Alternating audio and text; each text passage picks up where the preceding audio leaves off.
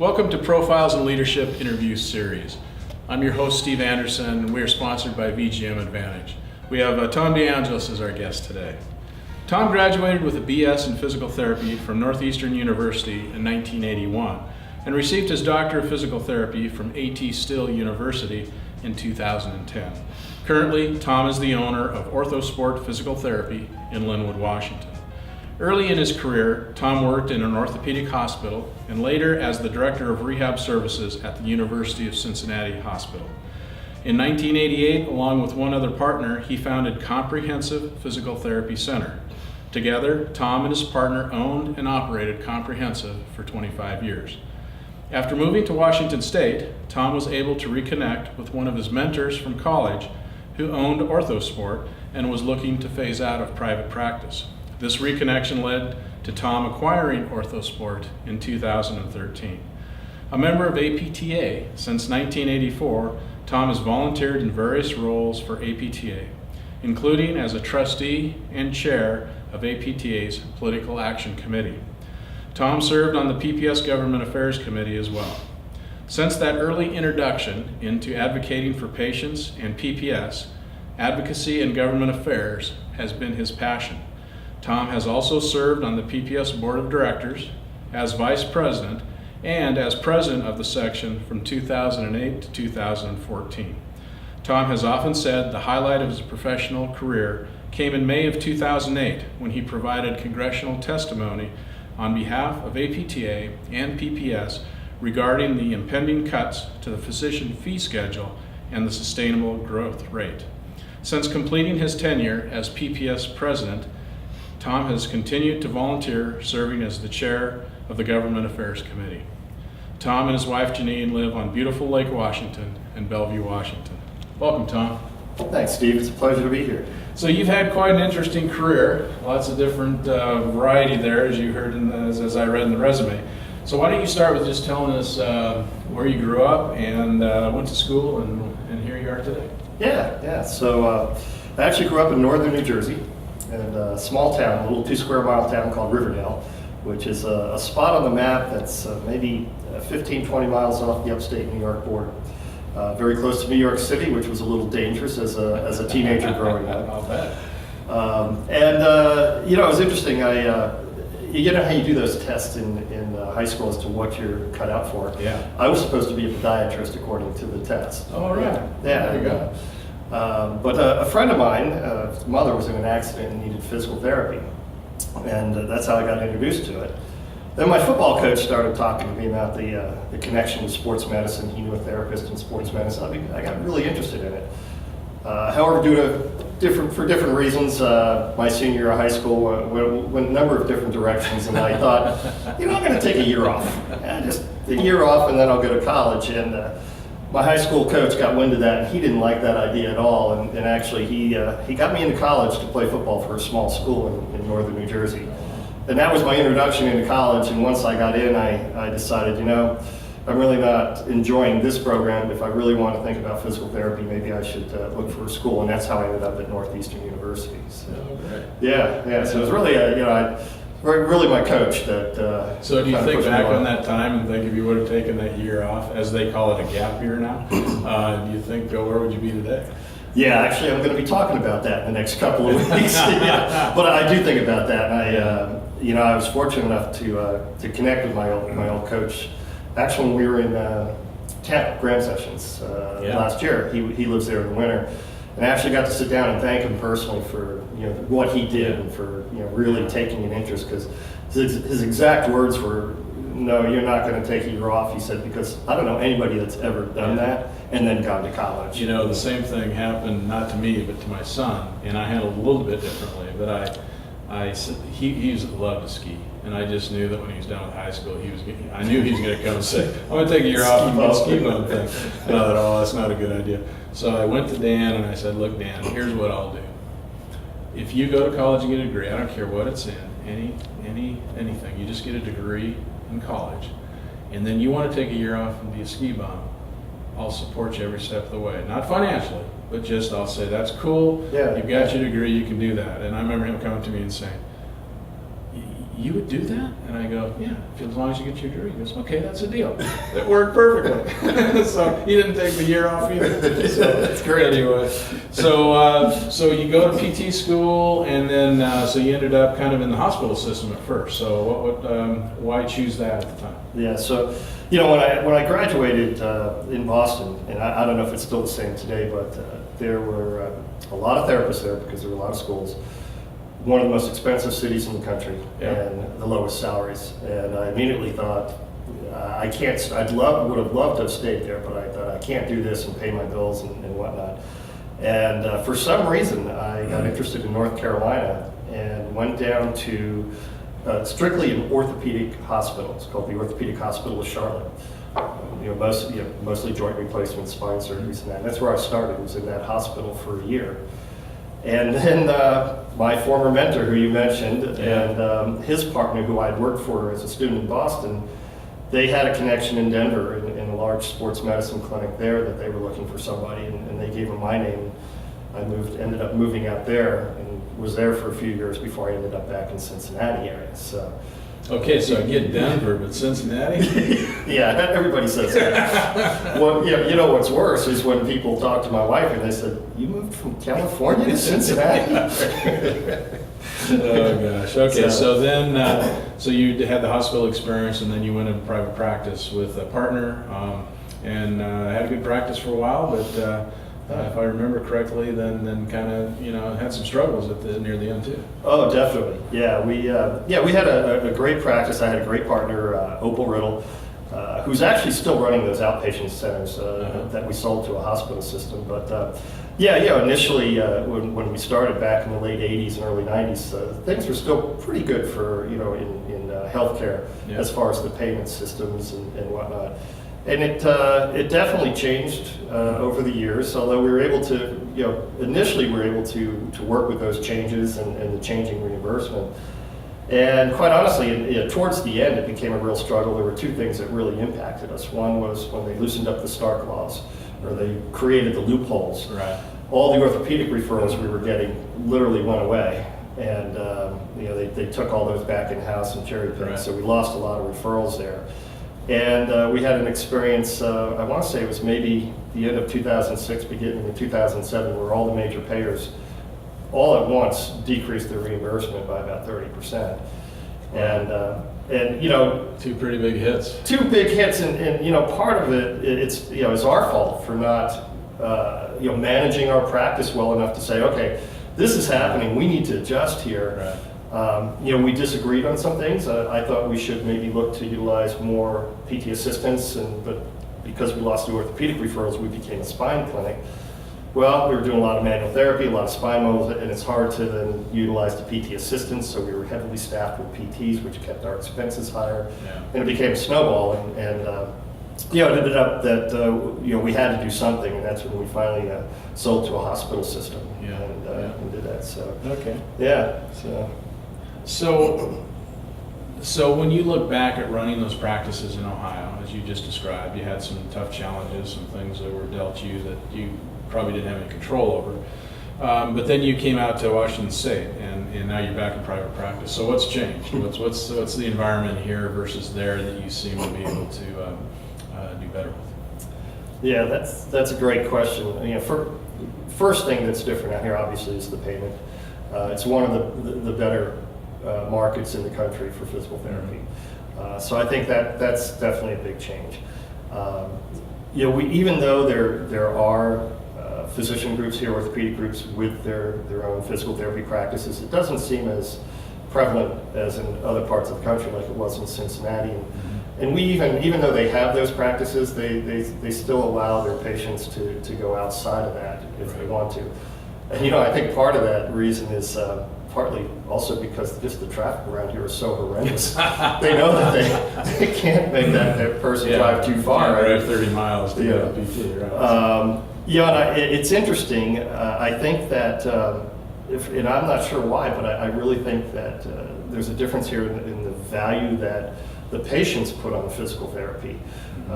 They like that benefit, they utilize that benefit, and they really value it. And so I think there's a lot more advocacy from the patient end for So utilizing physical you therapy. think the patients here are more educated about the PT world and their benefits than you're saying in Ohio? I think that's part of it, Okay. and they're more educated on choice. That Yeah. they know they have that, they can make that choice. Right. And then the other big difference here is the work comp system, the L&I system. It is a little bit different where, who can direct patients and who can't, that sort of Right. thing. So, for example, we get a lot of chiropractic referrals that are L&I injuries, work comp injuries, that sort of thing. So, Mhm. so that's a lot different than what we experienced back in the Midwest. Yeah. So with your experience in private practice and then your experience as the National Private Practice Section President, what do you think our owner colleagues could do better to ensure their success in private practice? Yeah. Well, the first thing, we've talked about this for years, is everybody has to know their cost to do business. Yeah.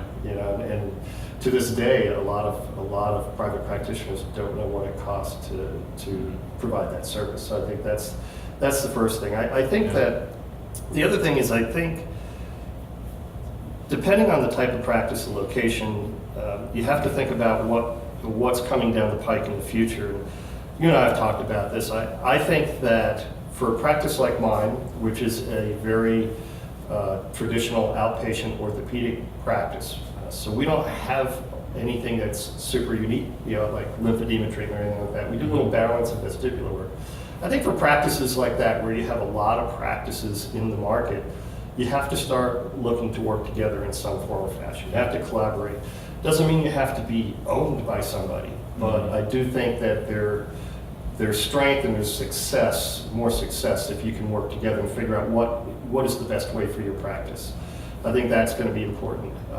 If you're in a location, like I have a friend that started a practice out near Chelan somewhere, and there isn't a lot around, and he's just going gangbusters. That's another story. Right.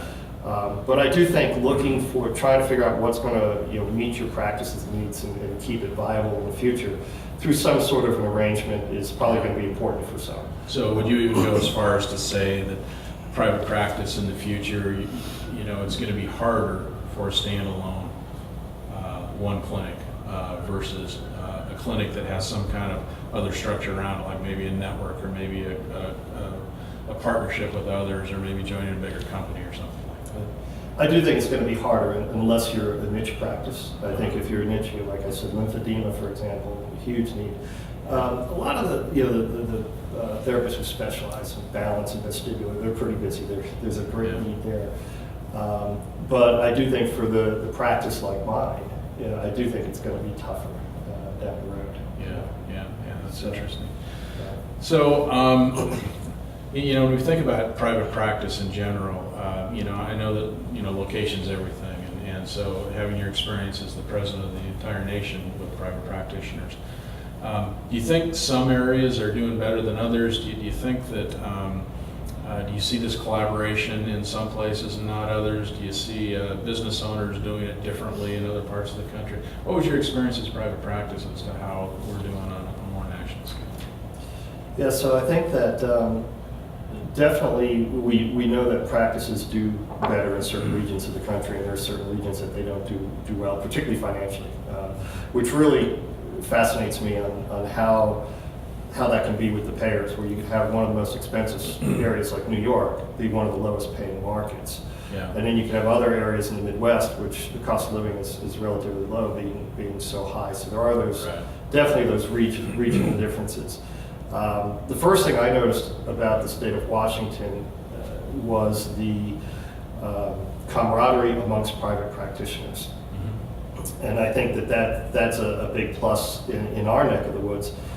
When I went to the first private practice special interest group meeting, I was blown away at how many practitioners were there and how big that organization was. And I think that's definitely a difference here, that we have that. It's interesting, when I was in the Midwest, we had that in our market initially, but as it became more competitive, that fell apart.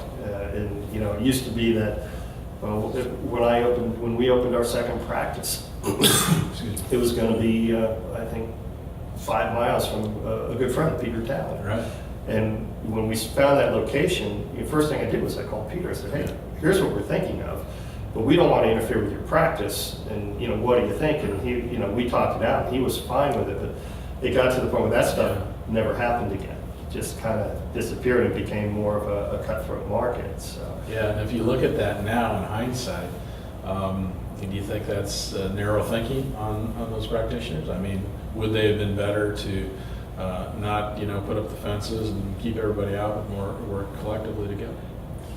Yeah, I truly believe it's better to work collectively together. Yeah. And quite honestly, when we were in Cincinnati and we were part of a network, when we had a couple practices that wanted to join our network that were relatively close to my apartment, and we never put up a fence and said, no, don't let them in. Because my feeling was, and I still feel this way, is that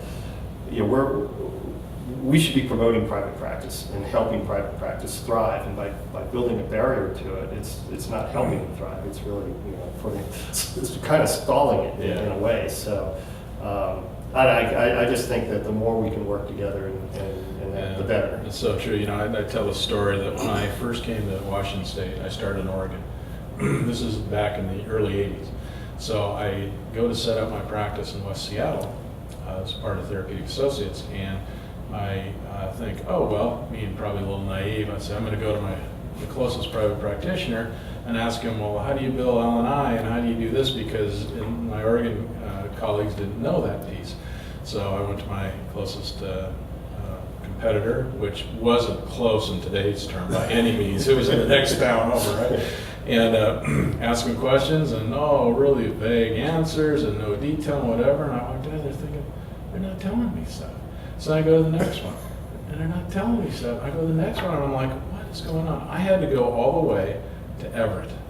Everett, Washington, before I had a guy say, here's how you do it, here's how you bill it, here's how you whatever, And I thought, man, from that point on, I just said, I am never going to do that to another peer or colleague in the PT world. Right. And so I gave away more information than I probably should have. But it's just like, it comes back to you if you give it. So I don't understand why people are closed about that sometimes. It's very common.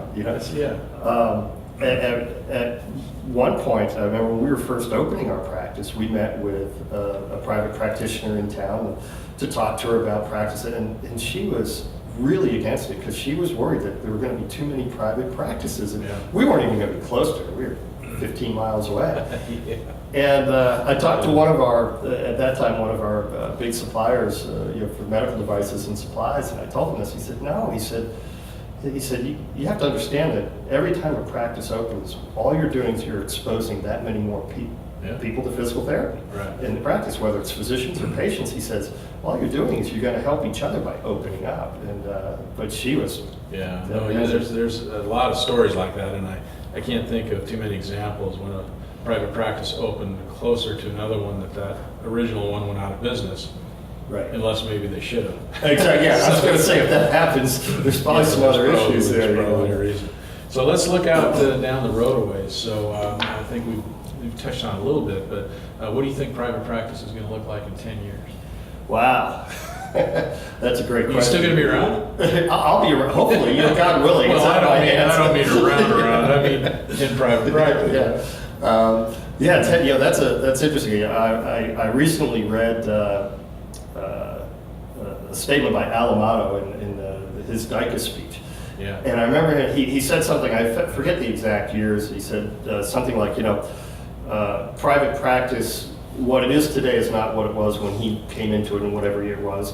And it's not going to be what it is today 10 years from now, but what it is going to be, he wasn't sure. And I'm probably in the same place. It's hard to predict, but I think if we look back at through the decades, it has evolved, but I think we still have some of the original type of practices that like ours that stand alone. But we have a lot of different type of private practices now. We have people that are just going into industry and private home health practices and things like that. And I think it's going to be interesting. I don't know where it's going to go, but I think with the millennial generation and that, I think we're going to see a lot of variations of what private practice is. Well, not only from the provider side, but from the patient side as well. I've talked to a millennial recently who was a PT but went as a patient. And so went in, had an IC valve, got great care, and then the PT said, okay, so now what we need to do is let's set up, let's go 2 times a week for a while, whatever. She said, oh, I can't come 2 times a week. I'm trying to build my career, I got a family, I got the deductible, whatever. Here's what I can do. I can come here and then tell me what to do at home, and hopefully I can do that and help myself. So I think you'll probably see more of that kind of demand from the public, because it's not going to be, no one's going to come 2 or 3 times a week for long periods of time. Well, and I think that also there'll be those pressures. We're already seeing those pressures from the payers as they control it. I'm not even sure where the notion came from that everybody had to be seen 3 times a week for 60 minutes or 40 minutes or there are plenty of people who can be in and out of the clinic in 15 to 20 minutes. When you look at it and say, okay, here's what you need to go do. And I think that we're going to see that'll definitely change without a doubt, that the visits will be less, but I think we'll be more effective too, because we're going to have to be. And as long as we can get paid for being effective at what we do, that's the thing. It's a disconnect. And things have evolved. I mean, I tell this to students every once in a while. They look at me like I'm crazy because I'm a dinosaur, right? So I can remember when I first started practice in Portland, Oregon, in the early '80s. We had an orthopedic surgeon who loved us and thought we gave great care, and we loved him, and we worked together. So for an ACL tear at that time, he wrote the same referral every time, 3 times a week for 26 weeks. That was his standard referral. And then often they'd go back and you might get some more after that, So from there to now that we do ACLs and, 6 or 8 or 9 or 10 treatments over a longer period of time or whatever, it's evolved. And so is the surgery, and so is a lot of other things. But, I do think we learn how to be more efficient, how to treat the patient better when we're kind of pressed sometimes to do it in a different way. And I think down the road, I wouldn't be surprised if those are the practices, those are the therapists that are going to get paid, should get paid better. If it takes me 12 visits to do what you can do in 6, then why shouldn't you be paid for that quality that you're providing? I guess that's professionally our big dilemma right now is that there is such a huge variation, where some people are very much more efficient at getting patients better, and others are not. And that brings into discussion the case rate. If a patient has an ACL repair that you're going to treat, and you have a dollar amount attached to it, then you could be in that scenario where we might get paid the same. You take 12, I take 6. In the long run, I do better. But then there's always that fear that, well, I'll see that and say, well, if I get this much, I'll do it in 2 or 3, and I'll make a lot of money. But, I think that's BS, because every PT I don't think people overtreat or take advantage. I mean, there's always a few that are going to break the laws. There's always someone who's going to try and get rich off of fraud or whatever. But I think that's such a small amount. I hate to see us legislated towards something that so few people do. Right, and you can't legislate that way. I mean, it's just not realistic. Exactly. And you bring up the case rate. I don't know what your opinion is, but I kind of like the case rate. I'd take that and say. I know what I'm getting, and granted, you're going to have those patients that are going to have complications take a little longer. We all have them. We have those patients that had a hip replaced, and they're out the door in 5 visits, just walking down the street, and you go, wow, look at this dude, And it's so frustrating when you talk to third-party payers, when you try and point that out, because to them, that they can manage their spend much better by knowing, okay, in a typical year, I have this many ACLs, and if I paid this much for each one, I mean, they can calculate what that's going to cost, as opposed to this, stuff where we have to get authorization, and some go longer and some go less, and it seems to be it's a no-brainer, but unfortunately they just don't see it the same way we do. So exactly. Tough. So exactly. Anyway, so anyway, you've got how would you describe your leadership style? So you have a staff. How many staff do you have now? We have a staff of about 15. Okay, and you've worked in other organizations where you had many more staff, and from hospitals to large private practice to other things. So during that time, what's your leadership style now, and has it changed over the years? Wow, that's a great question. It definitely has changed over the years, and part of that is I was put into leadership very early, like many therapists. I went into leadership fairly early. Let's see, I was out of school maybe 4 years, when I went to University of Cincinnati Hospital, I went in as director of physical therapy. Right. Coming from private outpatient settings into a university hospital setting, and it was, I don't know why they picked me. They picked me. So you knew exactly what to do, right? Yeah. And then a year after that, I was moved as the director of rehab services. So then I'm over OT and speech and things I knew nothing about. So I think that my leadership style has definitely changed. I learned very quickly in that role how much I didn't know, and that I really spent a lot of time listening and observing the other directors, my immediate director, and trying to learn as much as I could. I've never been the type of leader that's authoritative. I'm not that, I'm the leader, so this is what I'm going to say, or I'm the director, this is what's going to happen.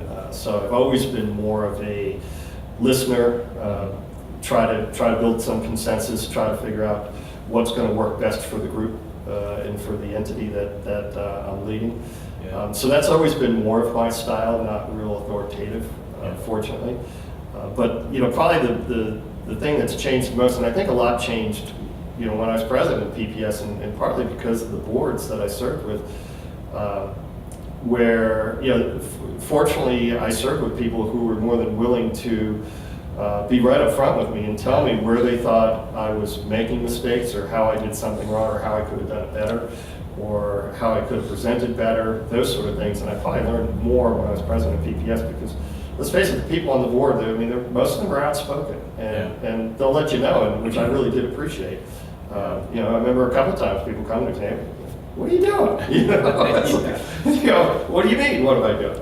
Yeah. So that helped a lot, as far as trying to listen, trying to collaborate. But at the end of the day, sometimes somebody still has to make the decision, and knowing when you have to pull that plug and do it. I think it's a great lesson. You hear a lot of people say, "Well, why do you give so much time to, pro bono time to the professional association or whatever?" And I think a lot of times, you and I both have experienced, sometimes you get more out of it than you give. Absolutely. Because, yes, you're giving time and resources in a way to this organization, but you meet great people, you learn amazing things, and that makes you better in the long run as well. Oh, it does. Yeah. So with your experience being in the hospital, large private practice, small private practice, whatever, speaking about leadership, not operations, but speaking about leadership, what do you think is a common leadership mistake that PT directors make? Well, I think, one mistake is not necessarily the directors, but I think many people end up in that role that don't belong there. Okay. I'm as guilty as the next person. I think we as PTs have a tendency to promote because, heck, Steve's been with us for 5 years. He's a good dude. He should be the director. And we made that mistake in our practice. And it was very interesting. We promoted somebody to a director position of a clinic, and after a few years, when things weren't going great, and we pulled her, she was so relieved when we took it away from her. And we realized that that was our mistake. That wasn't hers. We did that to her. Yeah. So I think that's a mistake that we do make in our profession. We tend to promote. Just people. assuming because you're a PT, that doesn't mean you're a great manager of people or a leader in that way. Exactly. Yeah. So that's one mistake that I think we make. I think the other mistake that, and I've seen this, and I'm sure you've seen this more than me, but I've seen this a couple times where people get into a leadership role and it becomes all about them. Yeah. And I think that's a common mistake, and I've seen that happen where you have to keep yourself in check too. Yeah. It's not all about you. You do. And I think to take that even a step further, what I've tried to promote, my leadership training to people is in the end, people want to be heard and they want to be acknowledged. Yeah. And so just little things every day, or little things frequently about acknowledgement that you're doing a good job. I really like the way you handled this, or gosh, you made my day easy today because you did this for me, or whatever. If you can just do that more often than you think you should, I think it comes back to you tenfold. Because that's what people want to know. They want to be appreciated. Right. You bring up an interesting point. Leadership, it's communication. Yeah. There's a lot of communication. So it makes me wonder, with the way that we communicate now through technology. Yeah. What's the future hold for future leaders when they're used to texting Steve and saying, "Hey, Steve, Yeah. good job," or Yeah. you screwed up, or something like that, and there's not that as much face-to-face communication. Yeah, it's a good point, and I think the other thing that happens is most directors these days are just so dang busy, in the office trying to treat the patients, get their charts done, get the whatever, that they kind of just get the tunnel vision of here's my tasks for the day, I need to check those off, and then not realizing that there's other things that don't take much more time. They just take an awareness that this is helpful. Right. Yeah. So. So you make an interesting point, because I'm probably guilty of that as anybody, because I still treat patients. Yeah.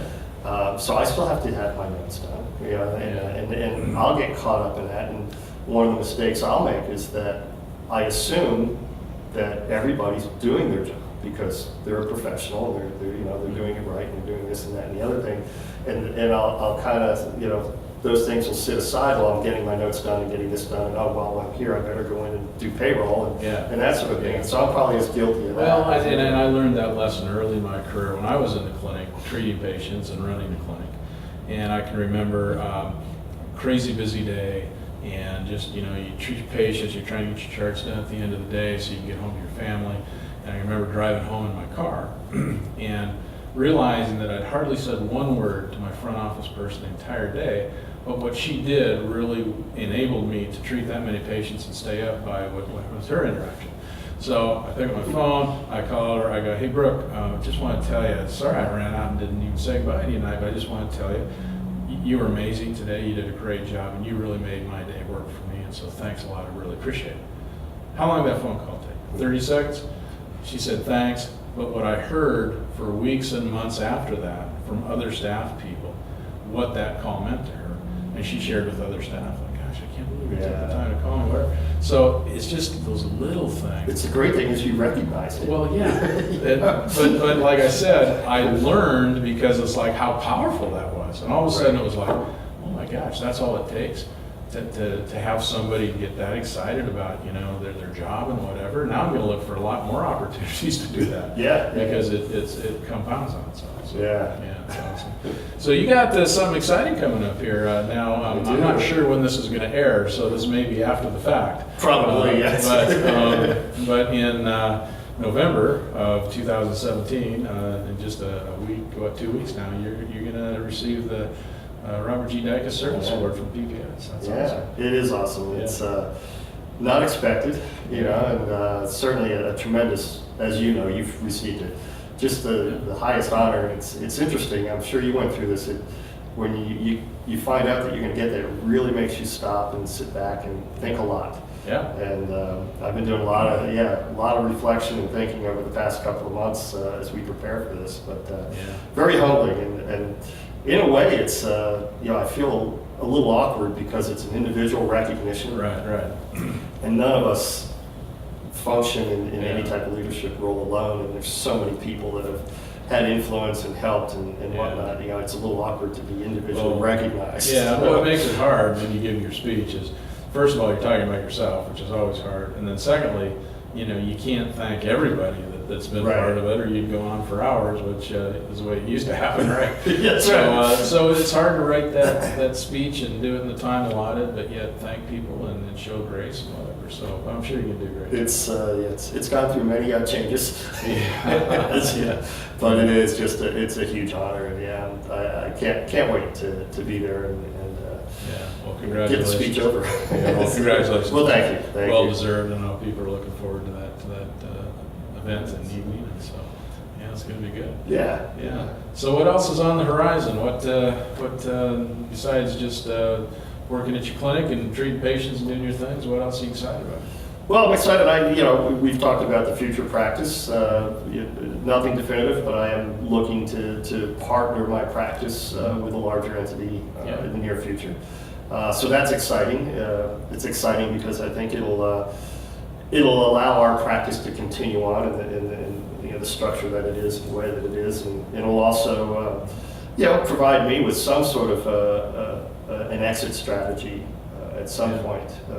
To say, okay, move on and know that this will continue. So that's what I'm actively working on right now. Yeah. And, as you probably know, it's a long process. Oh, and, yeah. I mean, picking the right partner is what freezes most people, because you want to make sure that you pick the right partner, but there's a lot of things to consider. Yeah, to me, a lot of it comes down to the culture. Yeah. There are a lot of opportunities out there right now for practices that do want to do something, but to weigh it out and make sure it's the right opportunity, that's really the challenge. Yeah. Because there, as you know, there are people dangling a lot of dollars in front of people right now. It's an interesting market. Yeah, well, and you make a good point, because it depends on what your end goal is. If you want the most money, you probably go here. Right. If you want a certain culture, you might go here. If you want something that continues your legacy you can be proud of, you might go here. So there's some definitely different, and it's hard to be upfront and honest about that, because everybody wants more money. Sure. But there's some other things that are more important than that too. Well, to be perfectly honest, that's why I respect my friend and mentor who I bought the practice from. He had a very nice, lucrative offer on the table that he just did not feel comfortable with going that direction, and ended up working a situation out to deal with me that literally, he made a lot less money doing that. Yeah. And I really respect that, because he just did not see his practice going that other route. Right. It's kind of that icky feeling, I think. Yeah, exactly. And if you've spent so long building it up and all the hard work, blood, sweat, and tears going into it, you want to be proud of it, I would think. You want to drive by it in 5 years and say, man, I built that thing. As opposed to, oh man, look at that dump. So, right? Yeah. So it's definitely that way. So in relation to leadership, this is Profiles in Leadership interview. So in relations to leadership, we kind of like to end on pearls of wisdom from our interviewees. So what's your pearl of wisdom for our viewers? Okay, pearls of wisdom. So, I think we touched on some of it as we've been talking. I think when I think of leadership, it is it's communication. It's about people. That's really what it is, and communication, understanding people, what their needs are, what the needs are of whatever organization you might be leading, whether it's your practice or if it's something within the association, and trying to understand people and match those needs as best as possible, I think is the critical thing. Yeah. I think we've both led at the national level in our association, and so in that respect, you're juggling many things in terms of needs. You have your own individual needs, obviously, and but you have 8 or 9 board members, and how to work with them and collaborate with them, and also make sure that you don't set them up for failure. Where are they going to excel? Where they're not going to excel? Then you have the staff, which is a whole different level, and of course your membership. In our case, it was our section that we have to understand. A leader has to understand everybody's needs there, communicate really well so that you can move those pieces around and make it successful for everybody, where hopefully you're not setting anybody up for failure. And moving, whether it's your profession or your organization, whatever you're doing, moving them forward.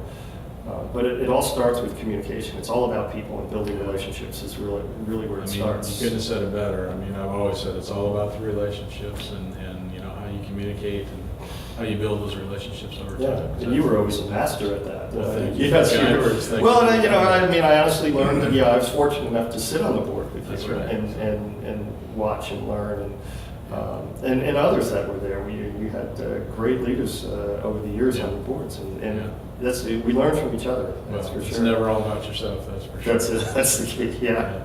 Well, Tom, congratulations for a great career. Thank you. I know it's not over yet, but Right.